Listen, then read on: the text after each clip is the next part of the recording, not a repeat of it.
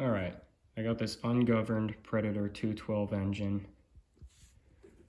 The throttle cable linked up. Goes down all the way to idle and opens up all the way to full throttle. And I did that for free.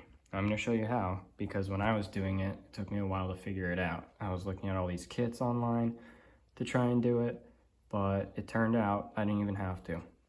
And I'll show you how. So for those of you familiar with these engines, you know that this is the throttle. And then you put your cable in there, attach the housing to that, so that when you pull your throttle lever, twist grip, pedal, whatever you're using, it pulls this silver lever here. Normally, when you buy these engines governed, you might be able to see, yep, right there is where the governor was in the engine. I took it out so that it can go a lot faster, but before it was in there, it had this arm on it. So this was connected to the governor arm, which was then connected to the carburetor. And then I took this out, so the throttle and the carburetor were no longer connected. So I had an issue. I went and tried to look for kits to do it, but none of them really worked. And I didn't want to have to install a whole top plate because I wanted to keep my gas tank on here. So the way I did it was I took that arm off, obviously. And I took the linkages out, and I made my own linkage out of a remote control airplane linkage. You could probably use the leftover linkage from before. It's a thicker gauge. I don't know for sure if you can use it, but if I had to guess, I'd say you probably could. You do have to modify this black piece. You can see it's been cut. You have to cut parts off of it. Then you have to drill a hole in it. But then you should be good. And then you bend your linkage to stick in there. And then the other end of the linkage goes here. And you can see it idles properly. See, it's touching the idle screw.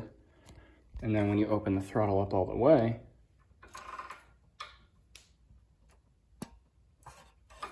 you can see it opens up all the way. The problem with a lot of those kits is they have a lot of slack, a lot of play in them, so that when you try to open it up all the way over here, it really only opens the carburetor up to maybe 60 or 70%. You could probably figure it out, but I was having a lot of trouble with it.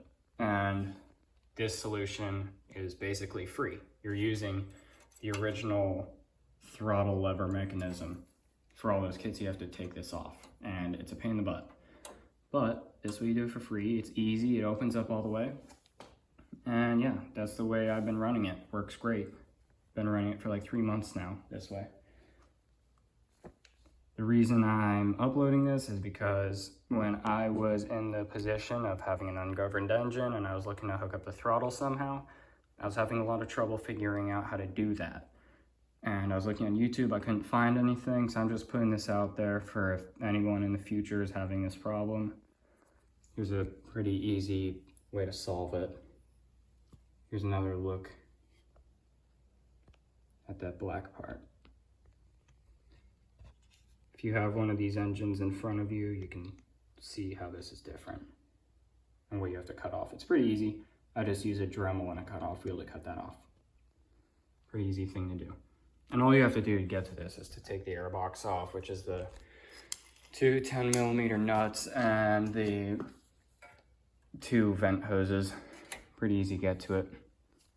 It's also easier if the choke and fuel levers are closed. Yeah, hope this helps someone. If it doesn't, all right, whatever. It's also worth noting that this is a non-Hemi engine. I'm not sure if the throttle mechanism is different on the Hemi engine, but I've never worked on one, so I can't say for sure.